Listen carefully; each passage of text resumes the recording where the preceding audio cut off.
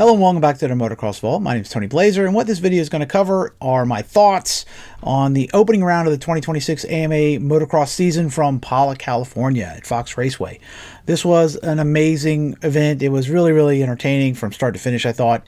I mean, in general, Pala is not my favorite race to watch. I think the old Glen Helen race made a much more entertaining venue, but you know, it is what it is. Pala has kind of become a tradition now, and the track has gotten better over the years. It's certainly not as sketchy as it used to be in the early days, and they've added elevation and stuff. So it's kind of a cool track. Like I said, nothing like Budds Creek or Indiana or some of the better tracks in my opinion, but still decent overall. And I thought the day was good. It was a good day of racing.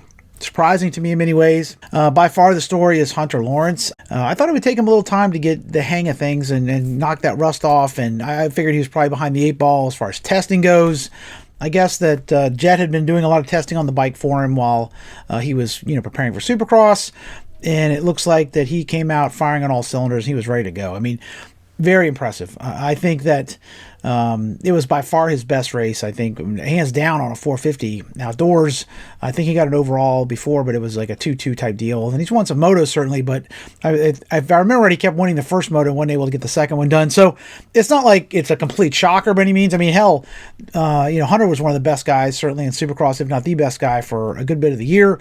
And even though things didn't go his way in Salt Lake City, he proved that he is legit. And it looks to me like, unless something goes really sideways, he is, looks like the favorite to win this title. I mean, he looks like he just picked up right where he left off like 2 rounds ago when he was kicking everybody's butt in Supercross, and he's ready to go. It was really a impressive day for Hunter. I feel great for the guy too, and I mean, personally, I hope he wins this title. I thought that his best shot at a Supercross title was this year, just because Jett was out and so many other things happened. But maybe he's just taking that next step, and he's just going to be one of these guys regardless. It really is an awesome story. Again, I just never could fathom how tough it would be to have your little brother, kicking your butt day in and day out, and to stay positive and not let that get you down. I think it would mess with my head, to be honest. My 2 sisters had no interest in riding motocross, but if my little sister was kicking my butt all the time, it would have been tough to swallow. So Hunter's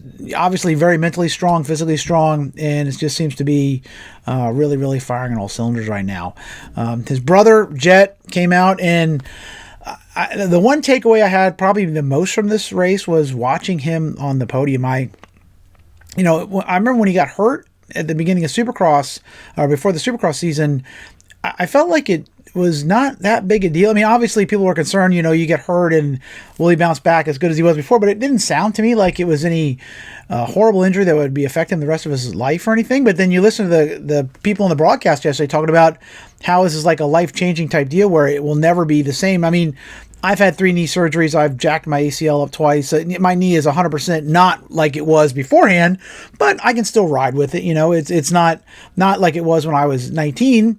But to think that it's going to be this lingering thing that's going to haunt him for the rest of his career, I was like, wow, I had no clue that was even on the table. And then to see Jett like hobbling around like me with my bad hip on that podium, it was tough. I'm like, damn, that dude is in some pain. It's kind of amazing he rode so well in that much pain. And I have to wonder how, you wonder how it's going to look in a couple of weeks or whatever when he goes to Southwick and you're in that sand all day, or if he catches that ankle in a rut at High Point or something, if that's going to, really be tough and could knock him out of the title or certainly put his chances behind. I just thought it would take him a little while to get up to speed. But clearly, he's not, is not as healthy as I thought he was. I thought he was in a little better spot there. And maybe it was a little bit exasperated, I'm sure, by all the riding he was doing.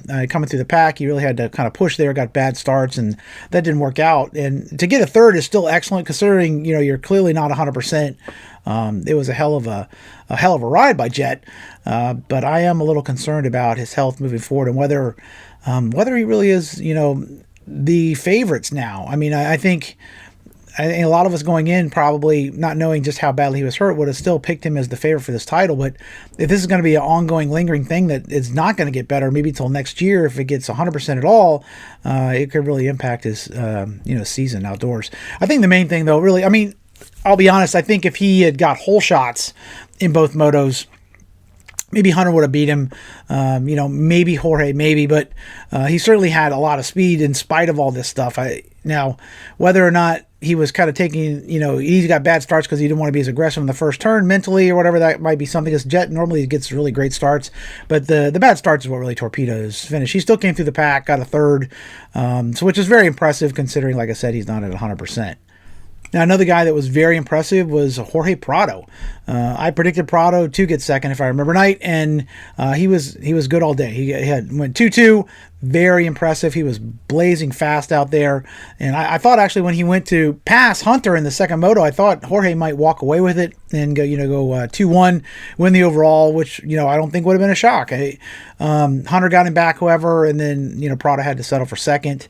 That said, he was clearly the second best guy all day. I mean, he proved that the Spaniard is going to be a legitimate title contender all season, I think. And it really is amazing. The lost Kawasaki Summer of 25 may go down as one of the biggest enigmas in motocross history. It's so, again, I don't want to keep harping on this, but it's so crazy that, I mean, he was like Budds Creek, he didn't even try to qualify. It was so crazy. And then now he's out there, up front again. And I don't know whether it was the team or the bike or whatever, but something didn't gel. And it clearly was Jorge, coming over here with his credentials, multi-time world champ. It wasn't like all of us thought he was all of a sudden forgot how to ride. But it was just kind of hard to think that the bike was that bad. But for whatever reason, it didn't go well. And this year he's clearly back to the guy kind of we expected to see last year. And Jorge, if he keeps riding like this, he is going to be a real contender for the title. He certainly was giving Hunter plenty of pressure, giving him all he could handle. And I think if Hunter was to get a worse start and Jorge gets the whole shot, he easily could win this. He can win next week. Very impressive. Good for KTM too, considering the way that the rest of the team went with Eli unfortunately getting hit. I don't know if anybody there was a couple of people posted that little video. When I saw it happen live when Eli crashed, it looked like he kind of went over the berm and then jumped over it, and the front end kind of washed out. The berm kind of went away, and then he kind of, when the front end went away, he kind of hit Marchbanks is what it looked like to me. And when I saw it live, it didn't look that bad of a wreck. He just kind of did a little cartwheel deal, which, of course could hurt, but he was on the side of the track for laps and laps. I'm like, oh my God, I hope he's okay. But then I saw another person who was in the crowd posted a slow-mo video of this, and dude, you need to seek this out if you haven't seen. Well, if you don't have a squeamish stomach, because it bends. I mean, I don't even want to do it. It bends his head completely around. I mean, it looks like he literally is lucky he didn't break his neck there. It was way worse when I saw it at full speed. When you see it slow-mo, how much flexion he did to his neck was way worse. I have heard that he didn't break anything, thank God. I'm sure the muscles are strained, and it's probably a testament to the fact that he is just such a beast and it's so strong. Those neck muscles of his are probably ridiculous. My head probably would have been ripped clean off, but it was actually way uglier than I expected, and I hope he's okay. It's really a tough day for Eli. I mean, I think a lot of us were hoping he would be, at least up front. I did predict that I thought something would happen to him. It seems like at this point, the last couple of years, it's, since he won his title in the Yamaha, hasn't been able to stay healthy and keep it going. I certainly didn't think it'd happen in round one, though. So here's hoping that Eli is 100%, at least, maybe not 100%, but at least healed up enough he can go back out there, and we'll see him again this summer. Hopefully he's not out for a month or two. Like I said, I don't know exactly what the situation is, but as my certainly thoughts and prayers for a full recovery. Hopefully he's okay, and thank God he wasn't life alteringly hurt in that accident. It could have been way uglier than it turned out to be. One guy I did want to mention that I was very impressed with was Chase Sexton. I think going into it, I didn't expect him to do a lot. He did win the last round at Salt Lake, but I mean, again, it was kind of a weird situation. A lot of times, the last round, some guy wins a race like that, like Jason Anderson did a couple of years ago, or some kind of a fluke deal. But he looked legitimately fast. I mean, I think if he doesn't crash in both those motos, it's not unheard of to think he might have gone 3-3, or at the very least got third overall. He was very fast. I was really, really pulling for him there at the end to get Deegs, and he almost got him, but overall, I think it's a great start for the season for the green team and Chase. I think better than I expected. I really did not expect him to be relevant the way things had gone, but he looked kind of like his old self. I mean, he didn't go 40 to first like he did at Hangtown a couple of years ago, but he certainly wasn't off the pace and terrible. He looked like his old self. He didn't look like he was fighting the bike. And I'm encouraged. I'm encouraged. Hopefully it'll be a good season. I really hope that Chase makes this a good title fight, and that we have multiple winners. And maybe he'll be one of them. We'll see. I'm not quite ready to pick him for the win yet, but I am a little more encouraged with after how things went at round 1 at least. As to Haiden Deegan, I was clearly wrong about picking him for the victory. I kind of expected him to go out and whoop everybody's butt. Maybe I was buying in too much of the hype. But he was still a solid ride. I mean, no matter what anybody says, I mean, I think he rode really well. He got terrible starts. I mean, that's the real key. Him and Jett both just got awful starts, and then they had a great battle going through the pack. Watching Haiden and Jett kind of cut through the pack was fun to watch, as they were kind of fighting a 9th, 8th, 7th, and moving forward. I think if he got the whole shot, he might have won, but I actually am kind of encouraged to see that he had to work a little bit for it. He didn't just go out and lay waste to everybody. I know a lot of people were ready to crown him, and like I said, maybe I bought into the hype thinking he was gonna. I just figured he would be so motivated, and a lot of the other guys would be rusty. So I miscalculated that. I don't think this really says anything moving forward. I fully expect Haiden to win several races this summer and be a contender for the title at some point. But this first round did not go at all like I expected. I think it. I will say that, a lot of these guys, he's racing against grown men now that have a lot of experience. They're not going to be easily intimidated by his trash talk and all the other nonsense. I can't see Hunter Lawrence being too intimidated by Haiden Deegan running his mouth on social media. So I think he is going to have to earn it. He's not going to just be handled this by some guys who are just going to pull over for him. So it should make for an interesting rest of the year. Like I said, I think it's actually better if he has to battle for it. Maybe we'll get like 5 or 6 winners over the summer, and that would be really great. As far as honorable mentions, I want to call out a couple guys that I thought had a really good race. Impala. First guy was RJ Hampshire. I was very, very surprised that he was so fast and competitive. I mean, I think after such a long layoff, I think it kind of caught up to him late in the race. He got passed a couple of times, right, really late in the race, last lap or two. I'm sure he was very frustrated about that, but he was fast and legitimately up front. He was up in the lead pack for quite a while. So, we can work with speed, and RJ had it. He looked good on the Husqvarna. I imagine he's probably, certainly looking for a ride next year with Husqvarna kind of shutting their team down. So hopefully he has a really good summer, but good ride for RJ. And then, of course, Justin Cooper. J. Coop, great first moto, got third. Second moto wasn't as good, but I think it's anybody who doesn't think that Justin Cooper is a threat to get a podium every single moto this year, I think they're deluding themselves. I think he's going to be very fast, and I would not be utterly shocked if he ends up getting maybe stealing at least one overall before the season's out. A quick note before we continue: about 77% of you guys out there watching right now are not subscribed to my channel. If you're enjoying this content, please hit that subscribe button and stick around. In the 250 class, man, we had a really crazy race. I had predicted that it would be Shimoda and Hymas going 1-2.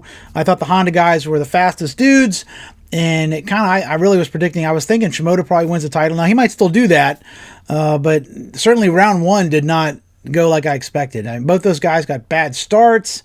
Both of them really weren't much of a factor. I think Shimoda got up to 4th in the first moto, but it wasn't really a factor in the overall, and it was kind of a tough day. I don't know if there's still some lingering issues of both their injuries, or it was just they got bad starts. Maybe it was just the funky blue fender on their bikes.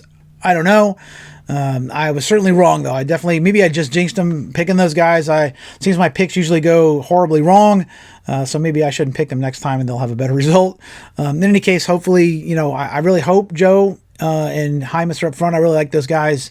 Joe's probably my favorite guy to watch in the class right now. I love his personality off the track. He's just such a cool dude, and it'd be really cool to have a Japanese rider. I don't think we've ever had a Japanese rider win any AMA title at all. I think Akira Watanabe was the only Japanese rider to win in the GP level too, as far as a major title. So it would be very cool if Joe pulls this off. As far as the guy who actually won, Seth Hammaker, man, that guy he's had a lot of ups and downs, a lot of tough situations, hits the ground a lot over the years, and I was really pleased to see this happen. I did not expect him. I expected him to be up front. Like I said, I think I picked him for 3rd or 4th in my little preview, but I didn't expect him to win, certainly.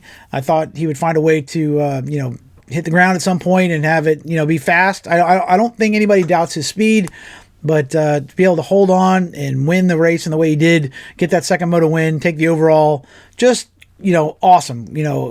Congratulations to him and to, Mitch. I don't think the Pro Circuit team has had the red plate in the 250 class since AC won the title in 2019, which is crazy to think. I don't think they've even had it 1 week, quite frankly. I might be wrong there, but I'd be hard pressed to remember when they did. And it's pretty cool to see them having a really good race. I mean, they easily could have gone, I think it was 1, 2, 3 early on, which was like going back to the 2000s there for a while. And then, Levi wins the first moto. It was really a great day. It started out awesome, ended awesome as far as Seth getting the win. But seriously, a much better day for Pro Circuit than they had in quite a while. My only question would be, is Seth really a legitimate contender for the title? Because again, I said the same thing about Kenny Roczen. I didn't think he would hold it together. Maybe it's just the year for the guys you don't expect the underdogs to kind of hold it together and make a run here. So I would love to see Seth win it. It would be a really cool story if he does. Levi, as I said, as I mentioned, he ran up front in the first moto, kind of stalked Seth, made the pass, and ran away with it. He was clearly the fastest guy. And he might well have won 1 if he hadn't a crash, but he had that stupid fall. And then it seemed, I don't know whether he was frustrated or the bike was messed up or what. And he almost got all the way back to, I think, 3rd overall. He was real close to it. So he was clearly fast. And considering how the second moto went, he didn't lose that many points. So he's still right in it for the title.